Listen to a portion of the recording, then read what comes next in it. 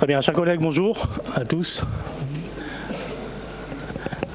Je salue également donc les présidents des conseils consultatifs, les membres personnels, des agents de la collectivité, mesdames et messieurs de la presse, ainsi que l'exige l'usage. Je déclare donc ouverte cette session du conseil régional et je demande à madame Juliana, merci, Mdouama, de bien vouloir procéder à l'appel nominal.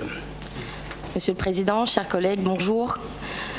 Monsieur Annette Gilbert, Madame Bassir Nathalie, Monsieur Bédier Joé, Madame Bello Huguette, Madame Bénard Monique, Madame Bénard Valérie, Monsieur Cadet Jean-Alain, Madame Coste Yolène, Madame Coipel-Sauré Fabienne,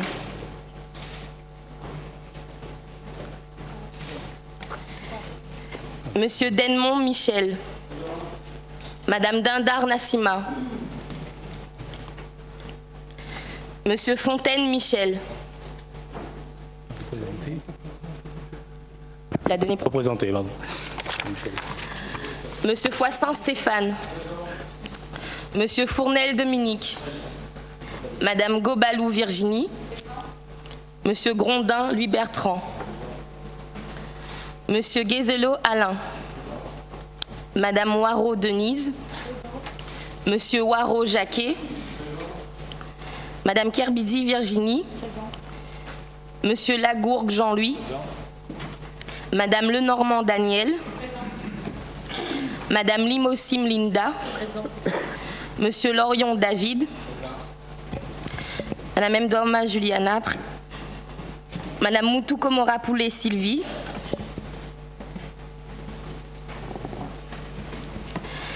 Monsieur Moutoussami Anda Jean-Gaël, Madame Murin-Waro Aline, Madame Nabeneza Karine, Madame Nativelle Lorraine, Monsieur Patel Ibrahim,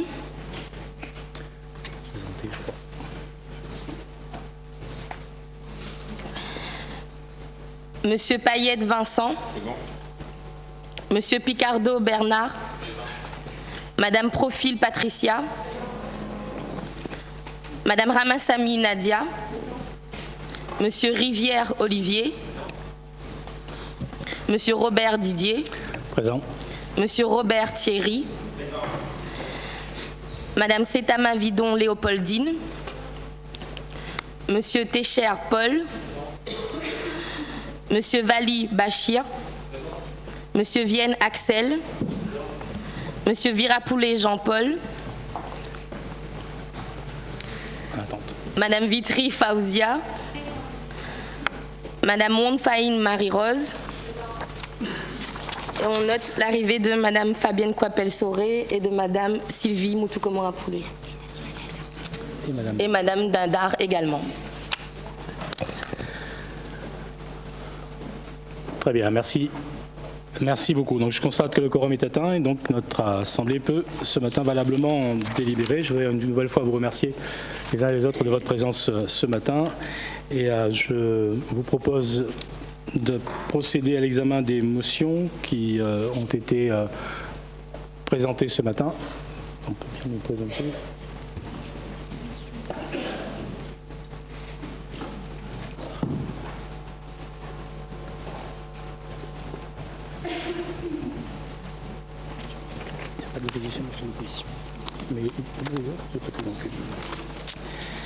Alors, je vais demander à leur rédacteur de bien vouloir en faire lecture. Donc, une première motion déposée par le groupe Le Rassemblement concernant l'importation des roches massives malgaches pour le chantier de la NRL. Qui nous en fait la présentation? Monsieur Cadet, je vous en prie. Merci, Monsieur le Président. Mesdames, Messieurs, chers collègues, depuis plusieurs mois déjà, le projet de la NRL place notre île sous les projecteurs et pas toujours de manière positive. Je m'étonne que la majorité n'ait pas suffisamment anticipé, alors que l'on sait depuis octobre 2011, avis de l'autorité environnementale, que l'approvisionnement en roches massives est le point crucial du dossier. considérant l'enjeu extrêmement important de réduction de gaz à effet de serre, l'accord historique de la COP21 atteste d'une urgence quand on constate que 186 pays décident de mesures draconiennes. Considérant que notre île, avec ce projet de NRL, est condamnée au tout-voiture pour au moins les 50 prochaines années, et cette perspective ne va pas dans le sens d'une réduction des gaz à effet de serre, considérant que ce projet sera handicapé par un problème majeur d'approvisionnement de roches et que dans le projet initial, la région avait prévu de s'approvisionner totalement à La Réunion, ce qui semble désormais impossible, car le chantier exige une qualité de roche plus grosse, plus solide, difficilement trouvable dans notre île. Considérant que la région savait que ce problème de roche n'était pas réglé lors de l'attribution du marché, considérant que les déclarations du président de région stipulant à plusieurs reprises qu'il n'y aurait pas d'importation massive de roches malgaches et celle plus ambiguë de l'élu délégué chargé du projet NRL, M. Dominique Fournel, qui nuance les propos du président en admettant à demi-mot qu'il faudra bien importer une certaine quantité de roches d'ailleurs, on peut comprendre Madagascar, ce que nous ne pourrons avoir à La Réunion. Nous ne reviendrons pas sur ces positions pour le moins déroutantes et nous souhaitons connaître votre position sur l'importation des roches malgaches. Pouvez-vous nous éclairer sur les conditions exactes d'extraction des roches malgaches ? 1. En ce qui concerne l'impact environnemental, humain et économique. 2. En ce qui concerne les conditions préalables d'extraction. Et êtes-vous informé si une étude d'impact environnemental a été effectuée par les autorités malgaches ? La France peut-elle ignorer les voix qui se font de plus en plus entendre concernant cet aspect du chantier ? La région Réunion a-t-elle le droit moral et éthique de faire à Madagascar ce qu'elle ne souhaite ou ne peut pas faire à La Réunion? Si l'exploitation d'une carrière sur le territoire français est soumise à plusieurs procédures afin de vérifier l'ensemble des impacts y afférents, environnemental, humain, économique, logistique, éthique, pourquoi ce même processus ne devrait pas être adopté à Madagascar? Par ailleurs, la région peut-elle, à l'heure actuelle, affirmer qu'il n'y aura pas de méga carrière à La Réunion, ni à Bois-Blanc, ni à Bellevue, ni au Latanier? Ne nous orientez pas vers les entreprises attributaires qui ont la responsabilité de l'approvisionnement, car vu l'impact social et économique d'une importation massive, la collectivité ne peut pas ne pas répondre. Et comme d'autre part, les riverains des carrières citées sont inquiets, il est urgent que cette question soit clarifiée, d'autant plus que vous avez toujours mis en avant la transparence de la majorité sur ce dossier, Monsieur le Président. Dans les faits, il semble que les filiales de Bouygues-Vinci vont présenter des projets d'exploitation de sites réunionnais. Pouvez-vous nous dire si vous avez des informations sur ces futurs projets d'exploitation de carrières à La Réunion? Monsieur le Président, ni les multinationales, ni la région, ni l'État ne peuvent se permettre de rester flous sur ce projet. Et je pense qu'aussi bien les transporteurs, les riverains et la population réunionnaise dans sa très grande majorité aimerait connaître une fois pour toutes votre position sur ce dossier. Merci beaucoup. Très bien, merci. Cette motion sera examinée en commission sectorielle, mais je n'ai aucun doute sur le fait qu'il y aura, au moment des orientations budgétaires tout à l'heure, un débat largement nourri sur ce sujet. Motion déposée par le groupe Le Rassemblement de Mme Virginie Ponin-Gobalou. Je vous en prie.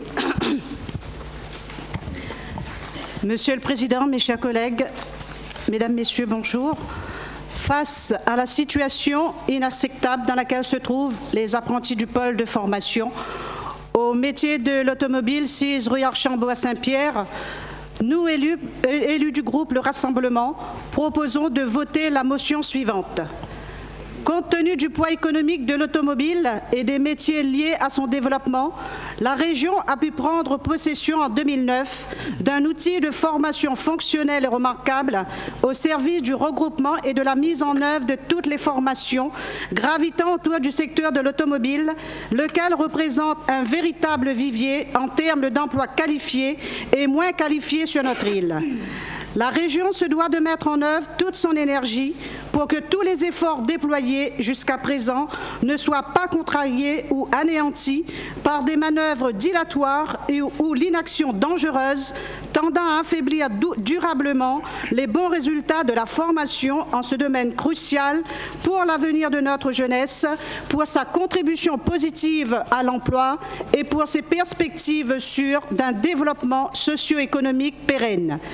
Compte tenu de la vétusté précoce plus qu'inquiétante des locaux, des risques non négligeables d'effondrement de l'édifice fermé depuis maintenant plus de 8 mois pour des raisons de sécurité évidentes et de la proximité des examens des différentes formations concernées, il apparaît très peu envisageable, dans l'attente d'une solution durable au problème d'étanchéité, que la collectivité régionale reste dans une posture d'écoute qui confine presque à de l'indifférence.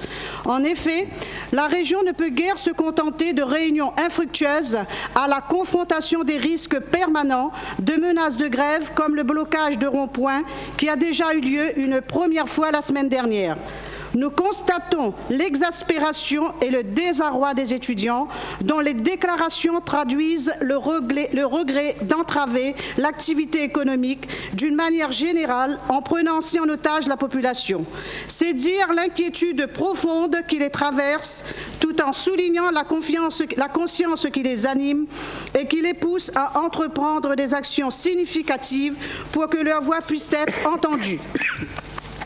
Compte tenu de la disponibilité des anciens locaux de la concession automobile Renault, situés à quelques encablures du pôle, et bien que la mairie de Saint-Pierre soit actuellement en phase de réflexion pour les consacrer à la réalisation de nouveaux projets pour la ville, compte tenu de la concordance des majorités entre les exécutifs municipalités de Saint-Pierre et région, la recherche d'une solution réelle, viable et transitoire ne devrait pas avoir tant de difficultés à émerger pour assurer l'accueil des étudiants dans les conditions optimales afin qu'ils puissent y travailler sereinement à la préparation des épreuves pratiques du baccalauréat professionnel.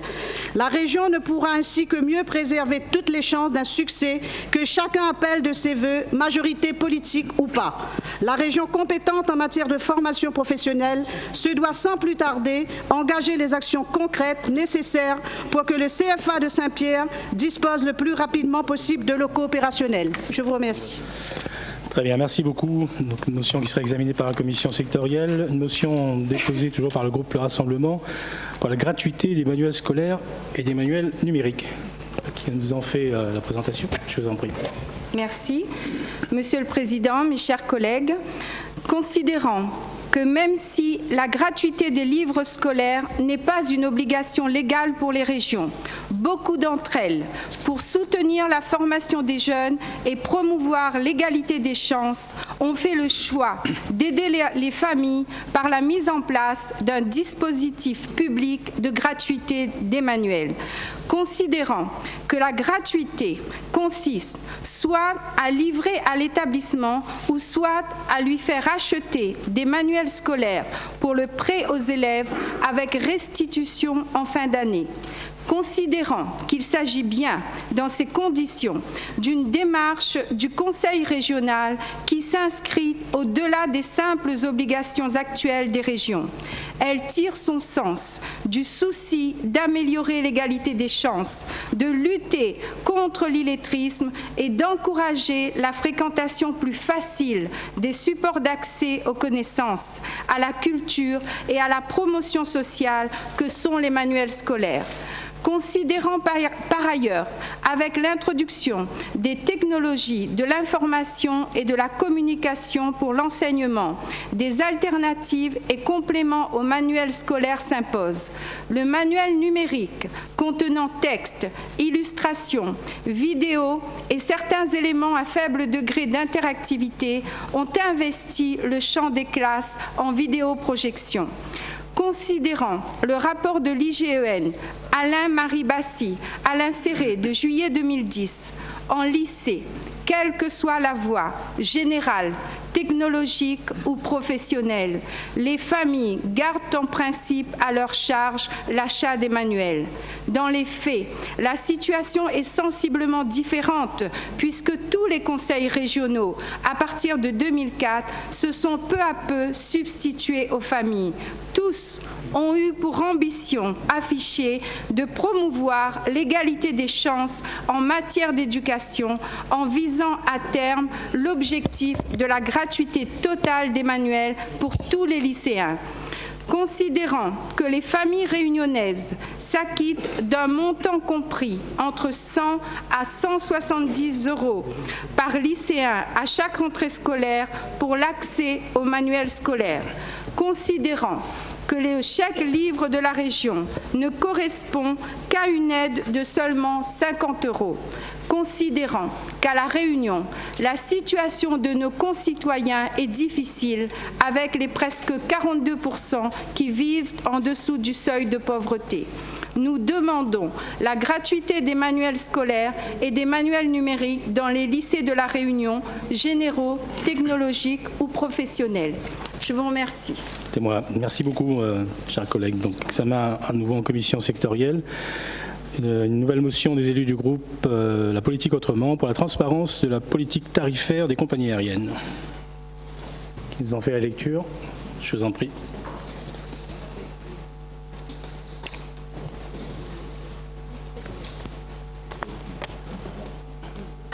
Monsieur le Président, Mesdames, Messieurs, bonjour. La région est impliquée au sein de la compagnie Air Austral à travers de la CEMATRA. À ce titre, donc, elle participe à un investissement budgétaire extrêmement important pour garantir la continuité territoriale en contribuant au financement des billets d'avion.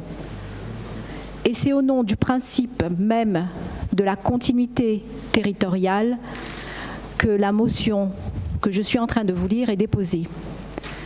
Il y a actuellement une grande opacité sur la politique tarifaire qui est mise en place par les compagnies aériennes.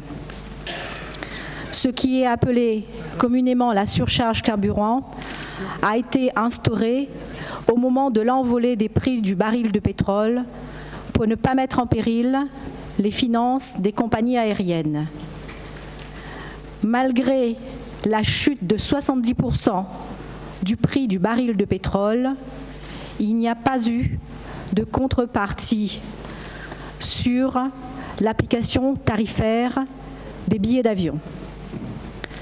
Le maintien de la surcharge carburant, que les compagnies appellent désormais surcharge transporteur, inclut d'autres frais. L'augmentation récente et quasi simultanée des tarifs réalisés par les 3 compagnies assurant les liaisons entre La Réunion et Paris devient incompréhensible compte tenu de cette baisse du prix du pétrole. Les risques d'une entente anticoncurrentielle et l'enquête de la Direction générale de la concurrence et de la consommation et de la répression des fraudes inquiètent. Au regard de ces éléments, nous demandons au Conseil général de demander aux compagnies aériennes qui desservent la liaison Réunion-Paris la transparence sur leur politique tarifaire, notamment en ce qui concerne la surcharge carburant ou surcharge transporteur.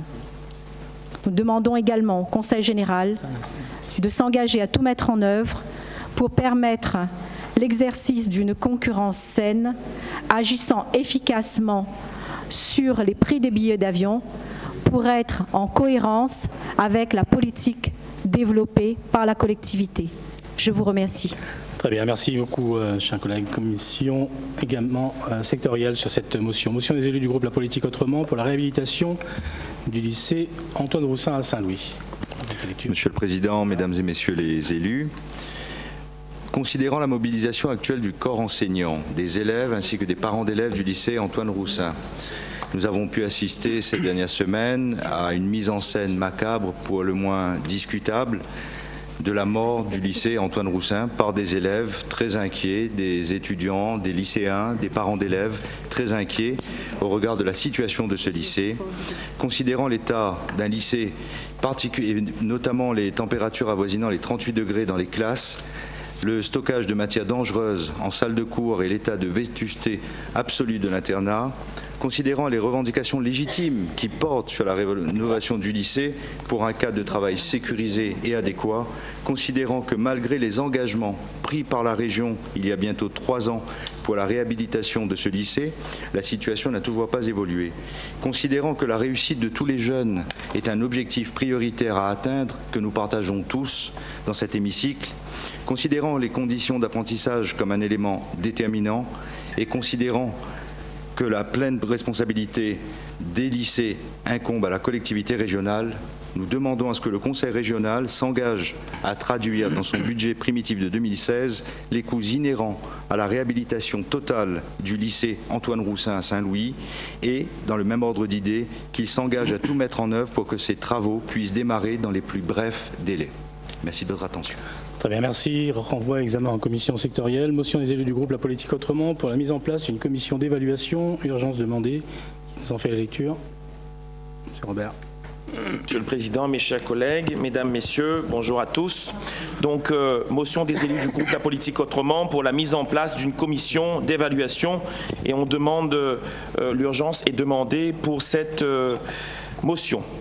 Considérant le décret du 22 janvier 1990 qui définit l'évaluation d'une politique comme suit: rechercher si les moyens juridiques, administratifs ou financiers mis en œuvre permettent de produire les effets attendus de cette politique et d'atteindre les objectifs qui lui sont fixés.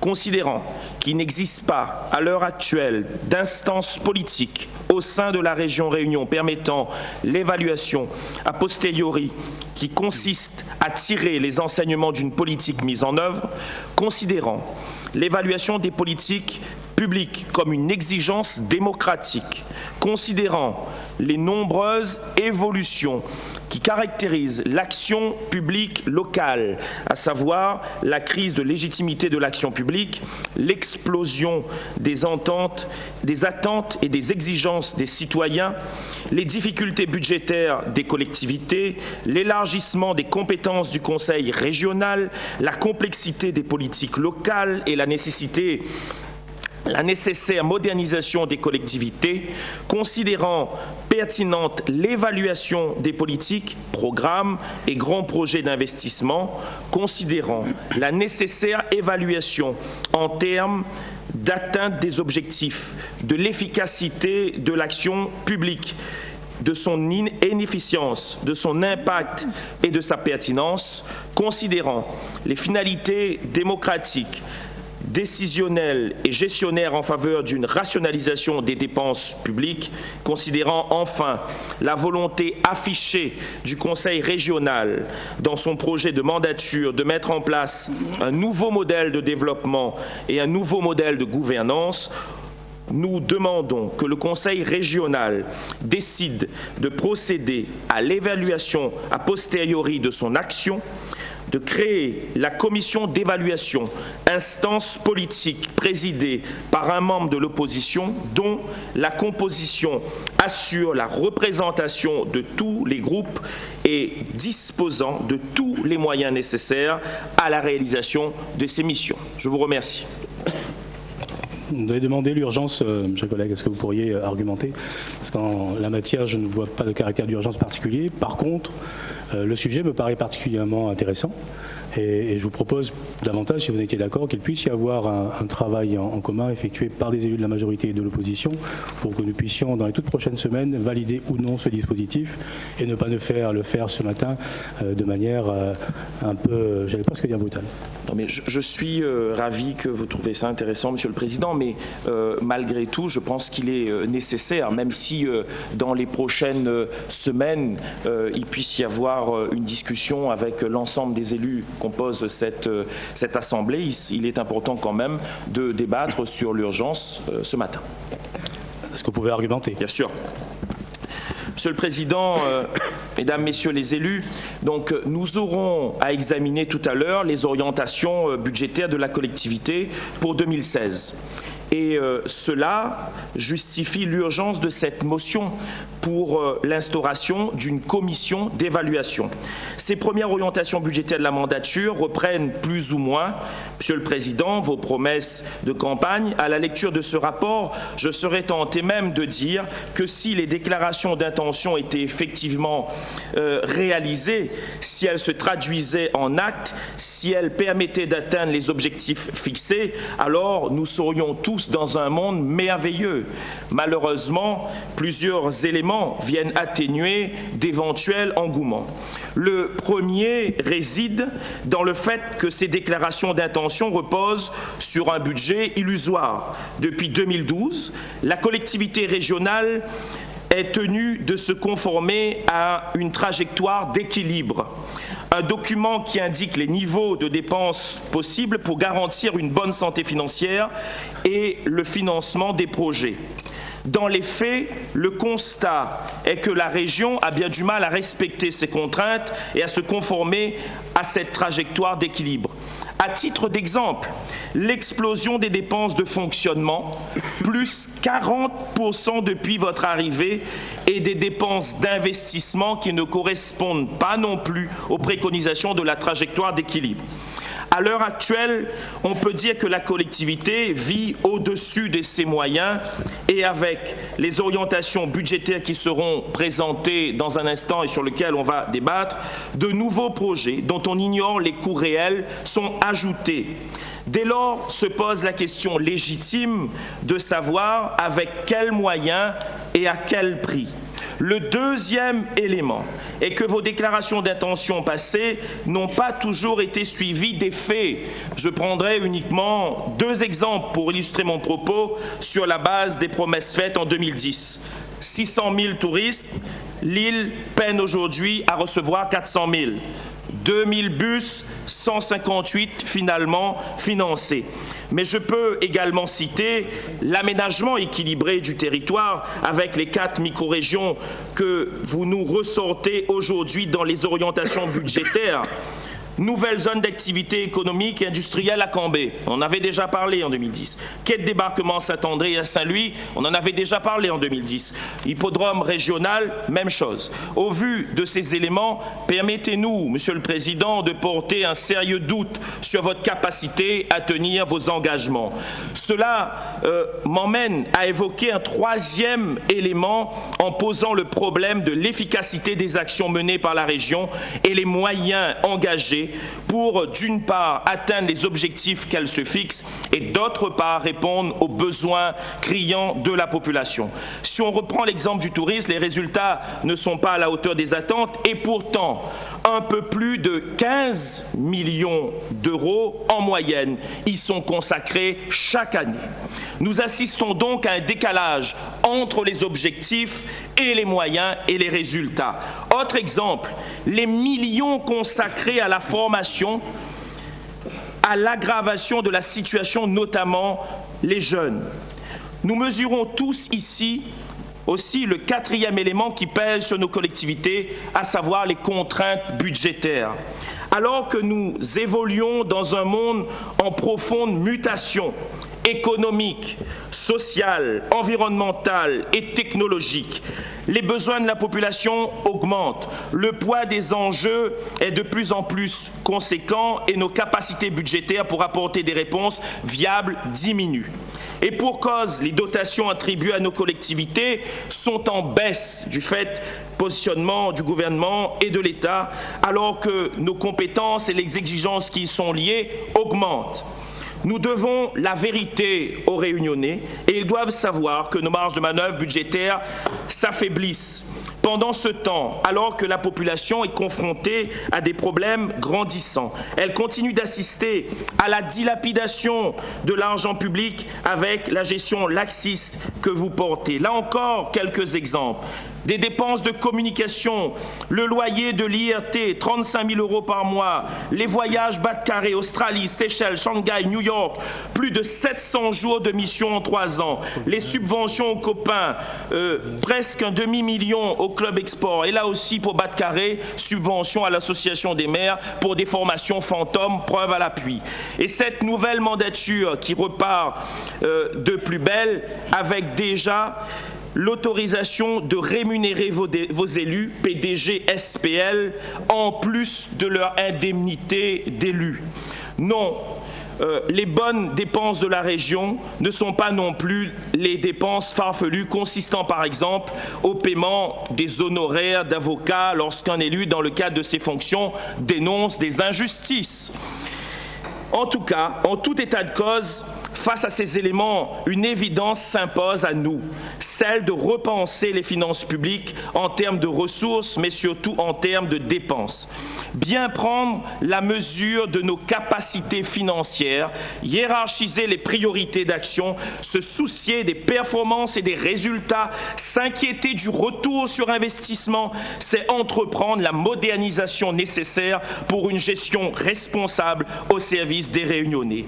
C'est l'objet de la motion présentée ce matin, créer un outil, une gouvernance politique qui permet de s'adapter à de nouvelles exigences qui sont légitimes.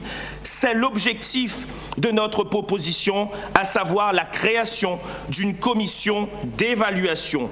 Si nous pouvons considérer qu'avec les instances politiques que sont les commissions sectorielles, les élus peuvent juger de l'opportunité de l'intervention régionale dans tel ou tel domaine, force est de constater qu'une fois les subventions attribuées et les actions menées, aucune véritable évaluation politique des engagements pris est réalisé faute d'instance. Dès lors, il s'agit d'instaurer une commission totalement transparente, équitable et dotée de moyens nécessaires pour procéder à l'évaluation des politiques mises en place par la région. À l'instar de ce qu'il se passe dans d'autres instances, à l'Assemblée nationale par exemple, pour la Commission des finances, est convaincu que vous n'avez rien à cacher, ni aux élus, ni à la population, la présidence de cette commission doit être attribuée à un élu de l'opposition. Signe d'une volonté politique, vous allez nous proposer tout à l'heure la création d'une conférence pour la coordination des politiques entre le département et la région. Nous vous proposons une politique volontariste en matière d'évaluation alors que s'ouvre une nouvelle mandature et un nouveau cycle budgétaire basé sur un projet qui repose sur 7 piliers pour une nouvelle société réunionnaise. Nous vous proposons parallèlement les 7 piliers pour une gestion responsable qui conditionne la réussite de votre projet, l'honnêteté budgétaire, le respect des engagements pris, la recherche de l'efficacité, la rationalisation des dépenses, la fin des gaspillages, la modernisation de la gestion et enfin l'évaluation des politiques régionales. Voilà, Monsieur le Président, mes chers collègues, Mesdames, Messieurs, pourquoi il est important que la collectivité régionale prenne dès aujourd'hui l'engagement de créer dans les plus brefs délais une commission d'évaluation de ces politiques. Je vous remercie. Très bien. Merci, chers collègues. Après cette longue intervention qui aurait pu trouver toute sa place dans le cadre du débat sur les orientations budgétaires. Tout est lié. Je vous propose de rejeter l'urgence demandée. Il n'y a pas d'argument particulier qui plaide pour que ce débat puisse s'ouvrir ce matin. Qui est contre ?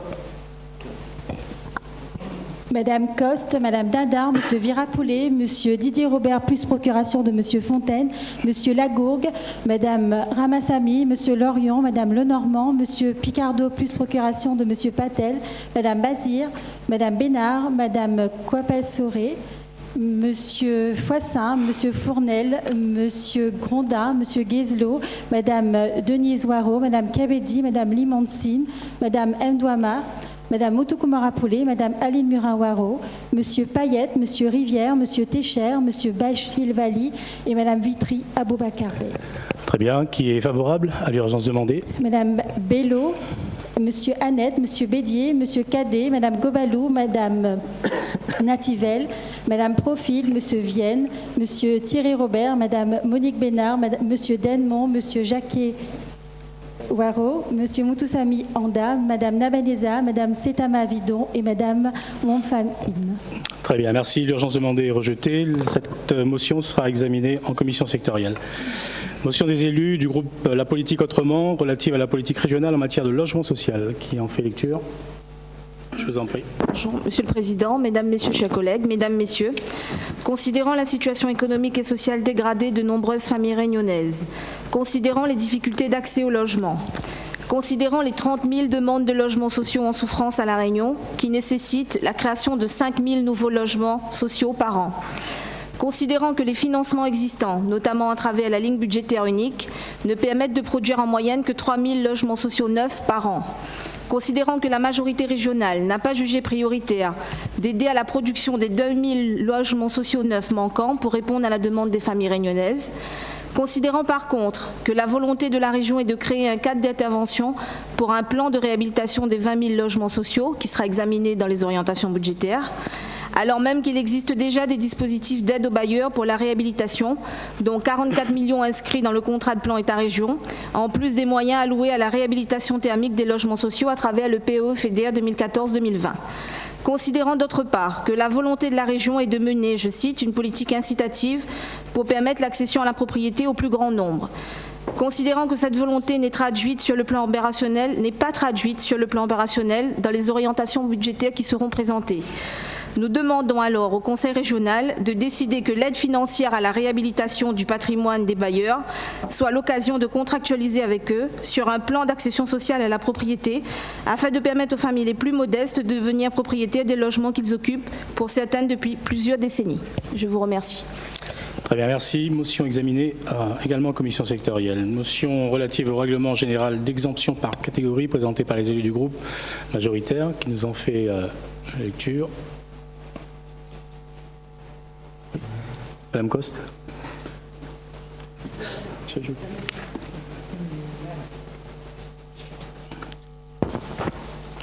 Motion relative, bonjour à tous. Motion relative au règlement général d'exemption par catégorie présentée par les élus du groupe majoritaire. Considérant l'important levier que constituent les lignes directrices relatives aux aides d'État à finalité régionale et le règlement général d'exemption par catégorie pour le développement économique et social des régions ultra-périphériques. Considérant le choix de l'État de placer depuis le 1er juillet 2014 l'ensemble des aides publiques dont bénéficient les entreprises des DOM dans le cadre du RGEC, dont la finalité est d'exempter de notification les aides d'État octroyées aux entreprises, tant que leur montant cumulé n'excède pas l'un des 3 plafonds suivants, 15% de la valeur ajoutée brute, ou 25% de la masse salariale, ou 10% du chiffre d'affaires annuel. Considérant l'insécurité juridique et le risque de contentieux pesant sur les bénéficiaires du fait de l'intensité cumulée des aides d'État et du non-respect des plafonds prévus par la réglementation européenne, considérant l'accélération de la révision du RGEC applicable aux aides d'État, demandée et obtenue par la France à la suite d'une mobilisation de l'ensemble des acteurs économiques, publics et privés ultramarins, considérant la décision de l'État de mettre en place, dans le cadre de la révision du RGEC, un groupe de travail réunissant les socioprofessionnels et les différentes administrations nationales concernées dès le mois d'octobre 2015, les élus du Conseil régional de la Réunion, réunis en assemblée plénière, rappellent que la question de la compatibilité des aides d'État avec le droit européen fait partie intégrante des stratégies économiques cohérentes pour laquelle la région est aujourd'hui pleinement compétente et qu'elle s'inscrit dans les missions dévolues aux régions d'outre-mer en leur qualité d'autorité de gestion des programmes européens ou dans le cadre de leurs compétences au titre de l'octroi de mer. Souligne que les enjeux liés à la révision du RGEC s'inscrivent aussi dans le cadre européen de l'ultra-périphérie, comme l'atteste la concertation permanente qu'a su engager depuis plusieurs mois l'Espagne et le Portugal avec leurs RUP respectives. Demande à l'État que le groupe de travail constitué puisse désormais associer à ces travaux des représentants du Conseil régional et tout particulièrement dans le cadre des travaux qui vont débuter pour quantifier les coûts particuliers des économies ultra-périphériques françaises. Merci beaucoup Madame Coste. Donc examen en commission sectorielle. Motion relative au doublement de la LBU dédiée à l'amélioration de l'habitat. Madame Nadia Ramassamy. Bonjour à vous toutes et à vous tous. Alors, donc, motion relative au doublement de la LBU dédiée à l'amélioration de l'habitat, présentée donc par les élus du groupe majoritaire.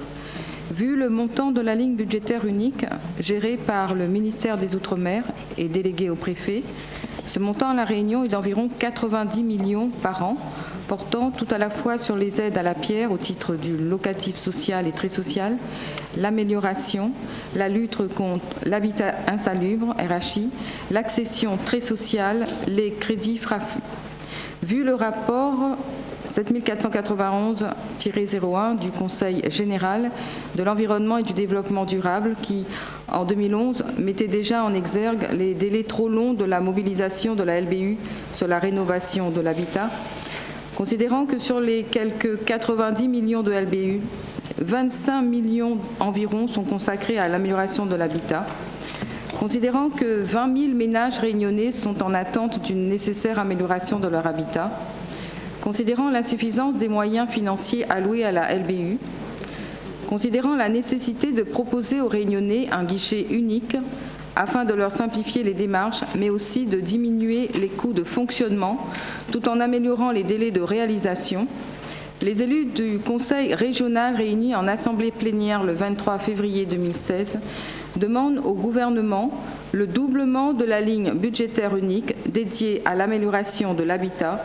afin de pouvoir répondre à davantage de demandes légitimes et d'éviter que la situation de l'habitat ne se détériore davantage à La Réunion. Demande au gouvernement la mise en place d'un guichet unique avec les collectivités territoriales compétentes de gestion de la LBU destinées à la rénovation de l'habitat afin de réduire les coûts et les délais d'instruction des dossiers et de simplifier les démarches des ménages réunionnais. Merci. Très bien, merci beaucoup, Diarra Massamy. Donc, renvoi et examen en commission. Motion relative au développement de la filière de la pêche et de l'aquaculture de La Réunion. Madame Coste, à nouveau. Merci, Monsieur le Président. Considérant le positionnement géostratégique de l'île et les forts enjeux maritimes littoraux et de développement durable dans le bassin maritime de l'océan Indien, parmi lesquels la pêche comme ressource économique et la croissance bleue comme stratégie de croissance durable. Considérant le potentiel de développement de la filière pêche et aquaculture réunionnaise pour plus de croissance et d'emplois pérennes. Considérant le taux de chômage de la Réunion parmi les plus élevés à l'échelle de l'Union européenne et qui affecte la population, notamment des jeunes de moins de 25 ans. Considérant la politique commune de la pêche telle que réformée pour la période 2014-2020, fondée sur la durabilité de la pêche et de l'aquaculture sur le plan environnemental, économique et social. Considérant, parmi les objectifs de la PCP, ceux visant à dynamiser le secteur de la pêche et à assurer un niveau de vie équitable aux pêcheurs. Considérant le financement par un fonds unique, le FEAMP, des dépenses de la PCP et de la politique maritime intégrée dans un esprit de simplification promu par la réforme de la PCP. Considérant la complexité du programme opérationnel national du FEAMP, couplé aux fortes restrictions réglementaires, inadaptées aux réalités locales et qui fragilisent fortement l'appui à la filière. Considérant la persistance des incohérences entre les volets internes et externes de la PCP, ainsi que l'absence de stratégie européenne maritime intégrée pour l'océan Indien qui pénalise considérablement le développement de la filière. Considérant l'activité importante des flottilles de pêche continentale européenne dans l'océan Indien soutenue financièrement par l'Europe compte tenu de la raréfaction des stocks halieutiques en Europe continentale. Considérant dans ce contexte la volonté des Réunionnais d'être acteurs à part entière de leur économie maritime et de ne pas être relégués au rôle de simples spectateurs. Les élus du Conseil régional de La Réunion estiment essentiel d'œuvrer pour libérer tout le potentiel de développement de la filière de la pêche et de l'aquaculture et inscrire résolument La Réunion dans une démarche de croissance bleue dans l'océan Indien. Rappel au gouvernement l'impérieuse nécessité d'adapter la PCP pour tenir compte des spécificités de La Réunion sur la base de l'article 349 du traité de l'Union, juge indispensable et à court terme d'introduire un maximum de flexibilité dans la définition et la gestion du programme opérationnel FEAMP au bénéfice des acteurs réunionnais dont les spécificités justifient que l'État module les règles chaque fois que nécessaire. demande en urgence d'intervenir au sein du Conseil de l'Union européenne pour autoriser les aides à la flotte en s'appuyant sur l'arrêt historique de la Cour de justice de l'Union européenne du 15 décembre 2015. Se prononce favorablement en faveur d'un plus grand équilibre au bénéfice de la Réunion dans le contexte des accords de pêche, afin que les analyses d'impact menées par la Commission européenne incluent désormais un chapitre tenant compte de la Réunion. Sollicite enfin auprès du gouvernement de saisir toutes les opportunités liées à la tenue de 2 événements internationaux majeurs à La Réunion en 2016, avec les négociations de la CTOI, la Commission tonnière de l'océan Indien, et de l'APSOI, l'accord pour les pêcheries du sud de l'océan Indien, rassemblant les pays riverains membres et aussi l'Union européenne. Propose que soit discuté à cette occasion le renforcement d'un partenariat qui puisse bénéficier par des contreparties concrètes à l'économie et aux emplois réunionnais. Très bien, merci beaucoup, chers collègues. Donc, examen et renvoi en commission sectorielle. Motion relative à la filière canne sucre, rhum, énergie, présentée par les élus du groupe majoritaire. Madame Kabidi. Monsieur le Président, Mesdames et Messieurs, bonjour. Considérant le poids très significatif du secteur canne, sucre, rhum, énergie dans l'économie de la Réunion, un secteur vecteur d'emploi, d'insertion et de savoir-faire, considérant la contribution de la filière dans l'aménagement équilibré du territoire, s'inscrivant ainsi dans une logique de développement durable et d'excellence scientifique reconnue et valorisée au niveau mondial, considérant les efforts engagés par la filière en dépit de contraintes structurelles permanentes caractérisées principalement par un grand éloignement du marché continental européen, un relief accidenté et des aléas climatiques multiples, considérant la vulnérabilité de la filière face à la concurrence des pays tiers de l'Union européenne à faible coût de main-d'œuvre et aux normes sanitaires, phytosanitaires et environnementales moindres, considérant les incertitudes majeures et persistantes qui pèsent sur l'avenir de l'ensemble de la filière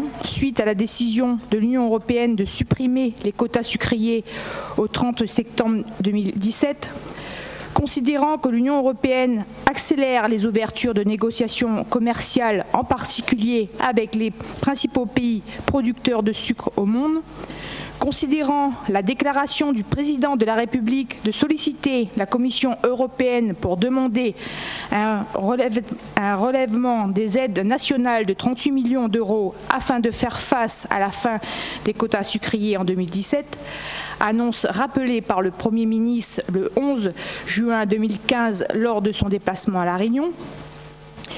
Les élus du Conseil régional de La Réunion prennent acte de la signature de l'accord de libre-échange de l'Union européenne-Vietnam et de la fixation dans le contingent de 20 000 tonnes de sucre à droit nul octroyé au Vietnam d'un quota spécifique de 400 tonnes par an pour les sucres spéciaux, considère que cette inflexion obtenue au sein de cet accord commercial dans une urgence peu compatible avec l'importance des enjeux pose pour l'avenir de la filière canne sucre rhum énergie de la Réunion et pour la pérennité même de son agriculture une question cruciale sur laquelle il est de notre devoir d'appeler la vigilance de l'État. Souligne que l'accumulation de contingents à droit nul octroyés à ces pays tiers constitue à terme une réelle menace sur le développement économique et social de la Réunion. Estime indispensable pour les prochains accords que le maintien de l'exclusion des sucres spéciaux dans le cadre des engagements commerciaux pris avec les pays tiers reste la règle et constitue une ligne rouge infranchissable. Juge nécessaire pour tous les autres accords en cours de négociation que la France s'assure auprès de la Commission européenne de la conformité des éléments de négociation à ces conditions et plus largement aux intérêts de la filière canne sucre rhum énergie. Estime prioritaire de garantir la cohérence des politiques agricoles, fiscales, régionales et commerciales de l'Union européenne et de prendre toute sa portée de l'article 349 conformément à l'arrêt historique de la Cour de justice de l'Union européenne en date du 15 décembre 2015, selon lesquels les conditions d'application des traités, au sens de cet article, doivent être comprises comme couvrant à la fois les conditions relatives à l'application des actes de droit dérivés apportés sur le fondement de ce droit primaire. Juge indispensable sur cette base que l'État complète son soutien financier à la filière canne sucre rhum énergie pour assurer une compensation financière en conformité avec la législation européenne afin de prendre en compte l'aggravation des différentiels de compétitivité résultant de la fin des quotas sucriers en 2017. Demande au gouvernement de mettre en œuvre les engagements du président de la République relatifs au prélèvement des aides nationales de 38 millions d'euros et invite l'État, en particulier vis-à-vis des institutions européennes, à mettre activement en œuvre ces priorités identifiées afin de restaurer sans délai la confiance des professionnels de la filière en apportant des solutions concrètes pour sécuriser leur avenir, les emplois et les revenus des agriculteurs réunionnais. Je vous remercie. Très bien, merci beaucoup. Examen en commission sectorielle. Motion sur la réduction des moyens alloués à l'enseignement secondaire présentée par les élus du groupe majoritaire. Juliana Amdouama, s'il vous plaît. Motion relative à la réduction des moyens alloués à l'enseignement secondaire.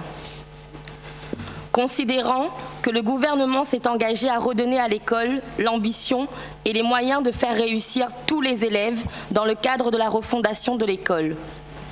Considérant que le gouvernement s'est engagé à créer une école plus juste qui fonde son excellence sur la réussite du plus grand nombre. Considérant que l'enseignement est le premier budget de la nation. Considérant le rôle de l'éducation dans la réduction des inégalités, dans la cohésion sociale et la réussite personnelle. Considérant que le président de la République s'est engagé à faire des Outre-mer des territoires de haute qualité éducative. Considérant les mouvements de mécontentement de la communauté éducative s'agissant de la réduction de la dotation globale horaire décidée par le recteur dans les lycées Antoine Roussin et Évariste de Parny, ainsi que dans le lycée hôtelier, considérant que cette baisse des moyens alloués crée une inégalité en matière d'éducation et quant à la performance des établissements, considérant l'inquiétude de la communauté éducative et du corps enseignant quant aux conséquences de cette réduction des moyens sur la qualité de l'enseignement et sur l'accroissement de l'échec scolaire, considérant que la collectivité régionale entend faire de la jeunesse le premier pilier de la réussite réunionnaise, les élus du Conseil régional de la Réunion, réunis en assemblée plénière le 23 février 2016, demandent à Monsieur le recteur d'entendre l'inquiétude de la communauté éducative et du corps enseignant, demandent à Monsieur le recteur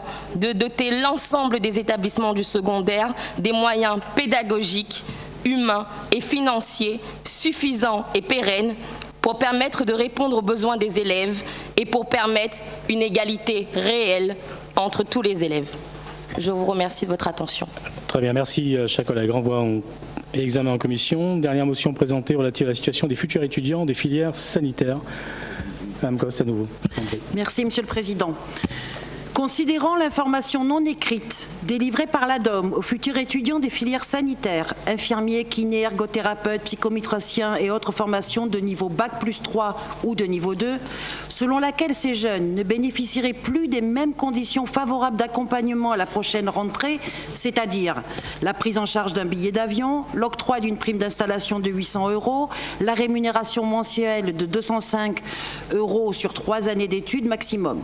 Considérant les interpellations répétées de ces jeunes auprès des services régionaux, considérant l'absence d'informations claires et précises sur l'intervention de l'ADOM et l'urgence des décisions à prendre en matière d'orientation par les jeunes et leurs familles, considérant l'incertitude actuelle qui pèse sur l'intervention de l'ADOM, considérant les répercussions de cette situation sur ces jeunes et leurs familles qui ne savent plus quelles décisions prendre sur les projets de formation en mobilité à la prochaine rentrée, Considérant le risque d'abandon pur et simple du projet de formation et d'insertion professionnelle par de nombreux jeunes réunionnais, considérant la saturation et l'inexistence de certaines des formations sanitaires au plan local, considérant la clôture du portail national post-bac du ministère de l'Éducation fixée au 20 mars prochain, c'est-à-dire dans moins d'un mois, considérant la prochaine fermeture des préinscriptions des bourses sanitaires sur les sites des régions métropolitaines. Par exemple, en Île-de-France, la limite est fixée au 12 mars.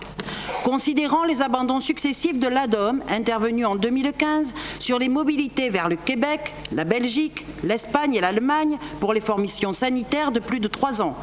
Considérant l'engagement financier massif de la région, décidé en urgence pour répondre aux jeunes et aux familles abandonnées par l'ADOM à la veille de la rentrée d'août 2015, considérant la désignation au 1er janvier 2016 de Monsieur le Préfet comme délégué régional de l'ADOM, considérant les derniers courriers d'interpellation envoyés ce mois-ci à la ministre des Outre-mer et à Monsieur le Préfet par la région Réunion et restés sans réponse à ce jour, les élus du Conseil régional de la Réunion demandent que Monsieur le Préfet, en lien avec la ministre des Outre-mer et le directeur général de l'ADOM, procède en urgence à la clarification des conditions d'accompagnement des futurs étudiants de la filière sanitaire à la prochaine rentrée d'août 2016.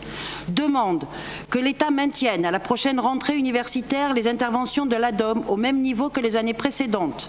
Demande que l'État s'assure que les futurs étudiants puissent compter sur les aides de l'ADOM sur les 3 années d'études, sans rupture, ni révision à la baisse des montants de la rémunération initialement prévus. Demande que le préfet prévoie avec l'ADOM une campagne locale de communication sur l'ensemble des dispositifs qui seront appelés par les étudiants de toute filière en préparation de la prochaine année académique.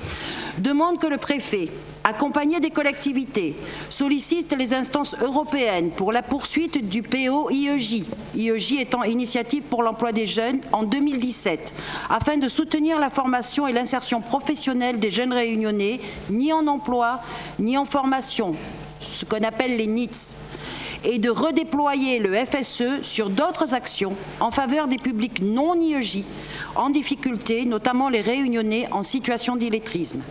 Demande enfin que l'État mette en place une instance locale de concertation pour la mobilité des réunionnais qui sera en charge des questions relatives aux interventions de l'ADOM et des éventuelles évolutions des dispositifs et des enveloppes budgétaires nécessaires.